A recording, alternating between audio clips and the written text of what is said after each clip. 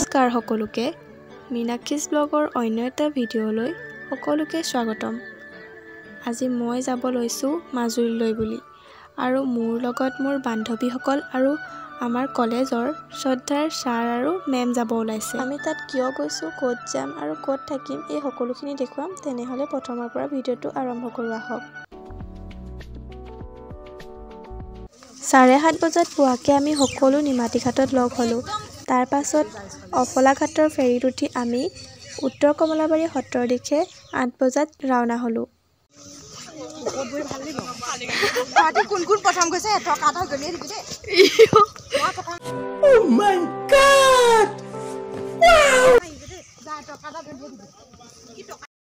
আমি গৈ আছোঁ ফিল্ড ষ্টাডিৰ কাৰণে মাজুলীলৈ আৰু আমি হৈছোঁ ভূগোল বিভাগৰ ছাত্ৰী। এয়া হৈছে মোৰ ফ্ৰেণ্ড কংকিতা, যোগাশ্ৰী, মাছৰুম আৰু সীমা। হাই কৈ দিয়া সকলোৱে।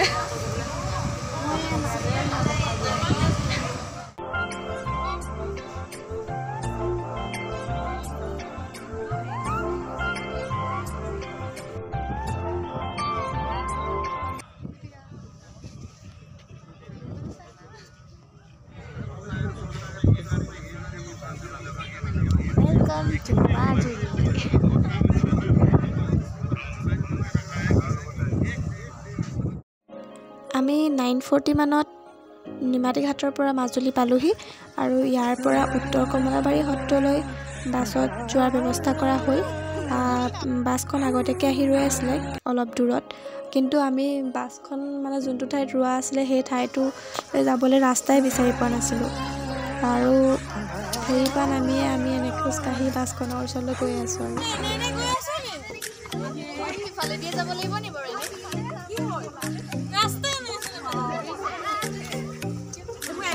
এয়া দেখিছে মই যে এই বাঁহকেইডালৰ মাজেৰে পাৰ হৈ আহিছোঁ। তেনেকৈ চবেই পাৰ হৈ আহিছে আৰু ছাইডেদিও আহিব পাৰি। বাছখন আছেগৈ হৈ বহু দূৰত। তাৰপাছত ইমানডোখৰ খোজকাঢ়ি ফাইনেলি আমি বাছখন পালোহি। এয়া দেখিছে।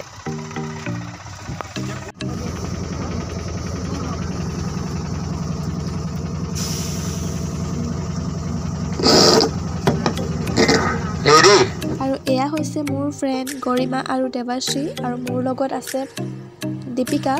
আৰু দীপিকাক সকলোৱে চিনি পায়েই চাগে, কাৰণ তাই মোৰ ব্লগত সদায় থাকেই আৰু আমি দুজনীয়ে বহুত ভিডিঅ' বনাওঁ একেলগতে।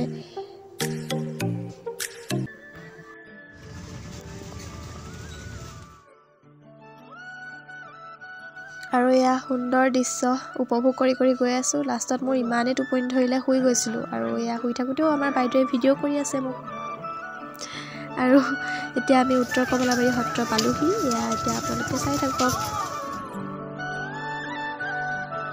আমি উত্তৰ কমলাবাৰী সত্ৰৰ হোষ্টেলত থাকিবলৈ ব্যৱস্থা কৰা হ'ল আৰু ইয়াতে আমি 2 দিন সময় কটাম। ইয়াতে বহুতো স্মৃতি জড়িত হৈ থাকিব বুলি মই আশা কৰোঁ।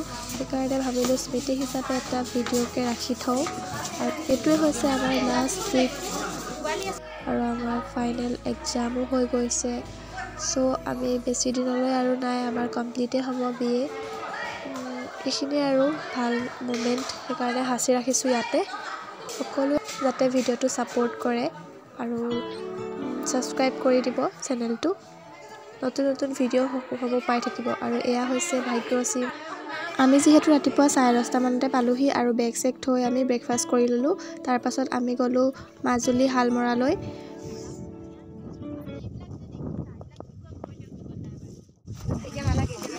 মনত কি প্ৰশ্ন আহিছে বাৰু কোৱাচোন? নদীখন দেখি তোমালোকৰ মনলৈ কেনেকুৱা প্ৰশ্ন আহিব পাৰে?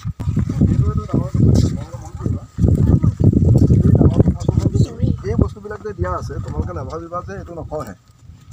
ইও খহি বা খহি গৈ আছে। এতিয়া বাৰিষা হ'লে পানীয়ে খহায়, মানে নদীৰ সোঁতে খহায়, কিন্তু এইবিলাক জেগাত খৰালিও খহে। সেইটো কিয় খহিছে জানানে?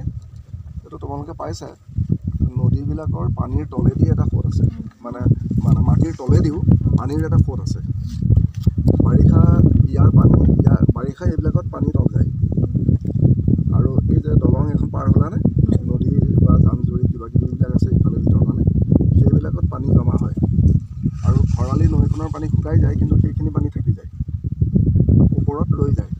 আৰু সেই পানীখিনি কি হয়, খৰালি যেতিয়া পানীখিনি তললৈ শুকাই গুচি যায়, তাৰ পানীখিনি কেনি আহিব ওপৰেদি যাবলৈ বাট নাই নহয় তলেদি গৈ থাকে তলেদি যেতিয়া গৈ থাকে তেতিয়া এই তলে তলে মাটিটো যেতিয়া কোমলি কোমলি গৈ থাকে ওপৰৰ পৰা এইটো খহি খহি গৈ থাকে সেইটো কি বুলি ক'বা এতিয়া ভূগোলৰ ভাষাত ব্ৰহ্মপুত্ৰ পাৰৰ পৰা গৈ গৈ আমি দক্ষিণ শালমৰাৰ এখন গাঁৱলৈ গৈছিলোঁ আৰু গাঁওখনৰ নামটো হৈছে কামজাং এলেঙি গাঁও আৰু এই গাঁৱত আমি মাটিৰ কলহ মানে মৃৎশিল্পৰ কেনেদৰে মানে তৈয়াৰ কৰা হয় এই বিষয়ে আমি সবিশেষ জানিব পাৰিলোঁ আৰু তাত আমাৰ লগত ইমান ধুনীয়াকৈ সকলো মানুহে কথা পাতিছে এইবিলাক দেখি বহুত ভাল লাগিলে আৰু মাজুলীৰ মানুহ সঁচাই বহুত মৰমীয়াল আৰু কেনেদৰে এইবোৰ তৈয়াৰ কৰা হয় আমাক ভালদৰে কৰি দেখালে আৰু তেওঁলোকে বহুতো কৰ্মৰ লগত জড়িত হৈ আছে মহিলা পুৰুষ বুলি কথা নাই সকলোৱে কৰ্ম কৰিয়ে জীয়াই আছে আৰু মহিলাসকলে বিশেষ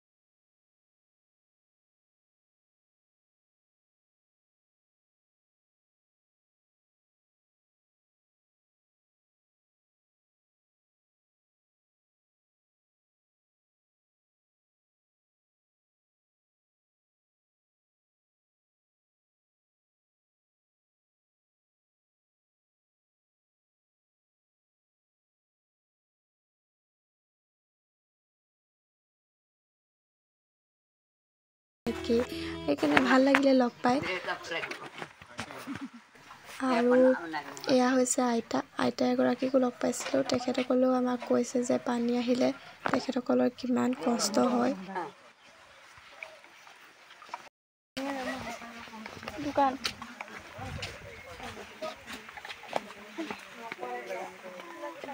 ধুনীয়া লাগিছে আকৌ ঘৰটো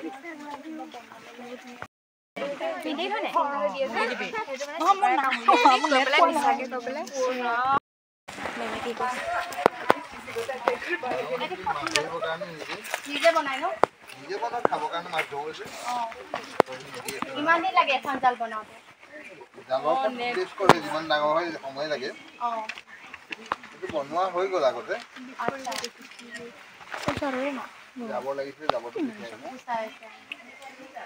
আৰু নদীত পাতিছে সেইখন নদীত পাতিব খাবলৈ নামটো কি হয় এইবোৰ এনে কাৰেণ্ট বুলি কয় আৰু তোমালোক কোন কলেজ আমি ডিচিবি গাৰ্লছ কলেজ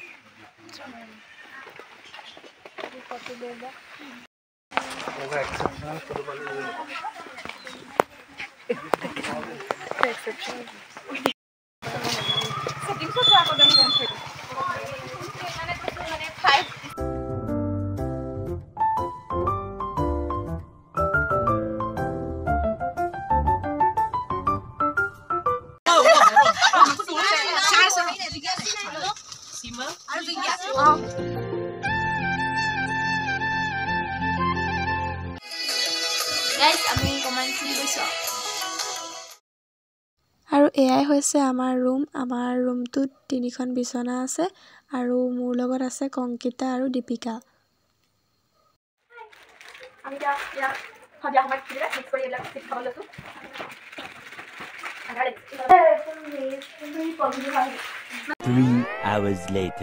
এয়া আমি ৰাতিৰ সাঁজ সকলোৱে একেলগতে খাই আছোঁ তাৰ পাছত এই হোটেলখন আছিলে উত্তৰ কমলাবাৰী সত্ৰৰ একেবাৰে কাষতে আৰু ইয়াতে আমাৰ খোৱা বোৱাৰ ব্যৱস্থা কৰা হৈছিলে তাৰ পাছত আমি আহিলোঁ ৰুমলৈ আৰু ৰুমত সকলোৱে আহি আড্ডা মাৰিলোঁ আৰু নেক্সট পাৰ্ট আহি আছে ছেকেণ্ড দিনাখনৰ আৰু আমি তাত ক'ত গ'লোঁ ছেকেণ্ড দিনাখন সকলোখিনি দেখুৱাম শেষলৈকে চোৱাৰ বাবে সকলোকে ধন্যবাদ